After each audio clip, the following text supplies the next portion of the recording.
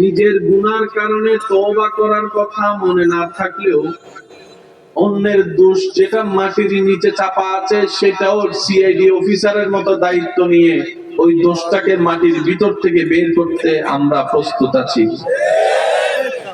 আমরা নিজের দোষগুলোর ব্যাপারে উকিল সেজে যাই, অন্যের দোষ পেলেই আমরা বিচারকের আসনে বসতে দ্বিধা করি না। আমরা জানি না কোনটাকে কিভাবে করতে হয়। জিনিস থাকলে রান্না হয় না, রান্নার একটা সিস্টেম আছে, কখন কি দিতে হবে, কতক্ষণ রাখতে হবে। একটু জোরে বলেন না।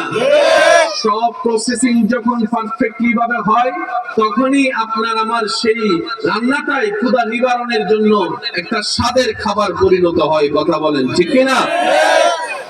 প্রত্যেকটা কাজের একটা সিস্টেম। যারা প্যান্ডেল বানিয়েছেন তাদেরকে জিজ্ঞেস করবেন, ওনারা কিন্তু একসাথে সব বাঁশ গাড়ে নাই, আগে রশি দিছে, তারপরে ম্যাপ করে করে বাঁশ গাড়ছে যাতে প্যান্ডেলটা ভেঙে না। ইসলাম আল্লাহ তাআলা আমাদের জন্য এত সহজ করেছেন, এই ইসলামকে যদি লালন ধারণ করতে পারি জান্নাত পাওয়া কঠিন কিছু নয়। কেন নয়?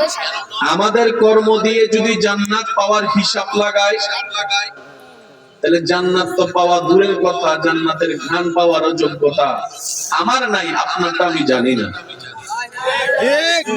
আমাদের হিসাব দিয়ে যদি দেখি জান্নাত পাওয়ার যোগ্যতা আমাদের কারণে, কিন্তু যখন দেখি আমাদের রব রহমান সুবহানাল্লাহ, যখন ভাবি আমাদের রব তো রহিম, যখন দেখি আমাদের রব তো রব্বুল আলামিন, যখন পড়ি কোরআনে আমাদের রব তো ইন্নাল্লাহা আলা কুল্লি শাইইন কাদির, তখন জান্নাত পাওয়ার চান্সেসটা একটু বেড়ে যায়। বুঝতে পারছি কথা? একটা হচ্ছে আমাদের দিক থেকে জান্নাত পাওয়া, আর একটা হচ্ছে রবের রহমতের দিক থেকে জান্নাত পাওয়া। সহজ কোনটা, আমাদের দিক নাকি রবের দিক? কঠিন কোনটা, রবের দিক না আমাদের দিক? আমাদের দিকটা সবসময় কঠিন, কারণ আমরা সম্পদ অর্জন করা একটা জিনিস, ধরে রাখা। বেশিরভাগ মানুষ সম্পদ ধরে রাখতে জানে না। কিভাবে জানেন? যাকাতই দেয় না। যাকাত দিলে সম্পদ পবিত্র হয়। যাকাত দিলে রবের নামে ওই রব রাজ্জাক আপনার রিজিক আরো বরকত এনে দিবে। এই যাকাতটাই আমরা ঠিকঠাক ভাবে দিই না। কথা বলেন ঠিক কিনা?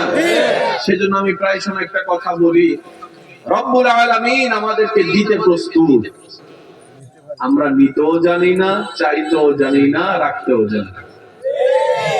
দোষ কাদের? যুবকের আওয়াজ আর একটু বড় হবে। যুবক ভাইরা বলেন, দোষটা কাদের? ব্যর্থতা কাদের? আল্লাহ তাআলা আমাদেরকে একটু বুঝার তৌফিক দান করুন। প্রয়োজন মিঠাই দেন কে? আল্লাহ। একজন মানুষ ভালোভাবে বেঁচে থাকার জন্য কয়েকটা জিনিসের দরকার। আমি বলবো, আপনারা শুধু বুঝে বুঝে বলবেন যে হ্যাঁ অথবা না। পোশাকের দরকার, পোশাক বেশি দরকার নাকি খাবার বেশি দরকার? পোশাক বেশি দরকার না খাবার বেশি দরকার? পোশাক এক সপ্তাহ একটা পরে কাটাই দিতে পারবেন, কিন্তু খাবার তো এক সপ্তাহ, তাহলে পোশাকের তুলনায় বেশি দরকার খাবার বেশি দরকার না পানি? মাশাআল্লাহ। পানি বেশি দরকার নাকি নিঃশ্বাস? কাপড় ছাড়া এক সপ্তাহ এক মাস বাঁচা যাবে, কিন্তু খাবার ছাড়া এক মাস বাঁচা যাবে না। খাবার ছাড়া আপনি এক সপ্তাহ বাঁচতে পারবেন, পানি ছাড়া এক সপ্তাহ বাঁচা যাবে না।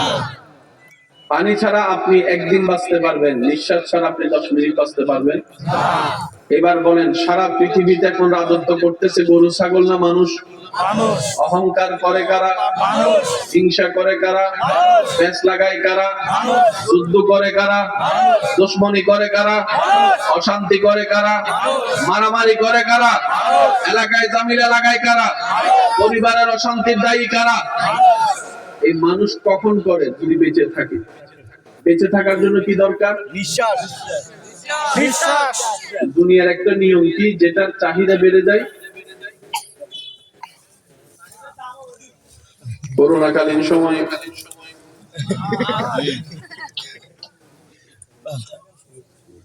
বুঝতে পারছি, এখন কিন্তু করোনার সময় 30 টাকা 50 টাকা 50 টাকা এখন এখন করোনার সময় 500 টাকা হয়েছে। দুনিয়ার নিয়ম কেমন সেটা আমরা সবাই জানি, এবার আল্লাহর নিয়মটা দেখেন।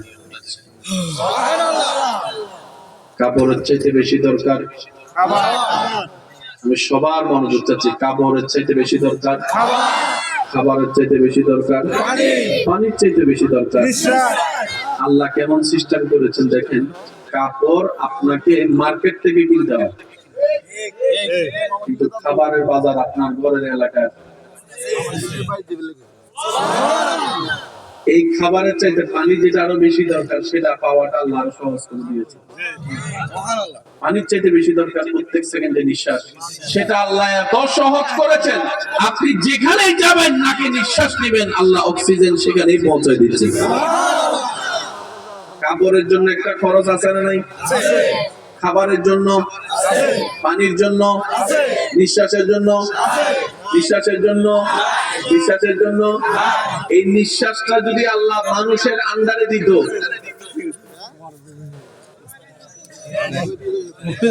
এবার মানুষ নিঃশ্বাস নেই কোত্থেকে? বলেন না, অক্সিজেন নেই কোত্থেকে? কোন গাছ থেকে কে নিঃশ্বাস নেই? এই খবরগুলি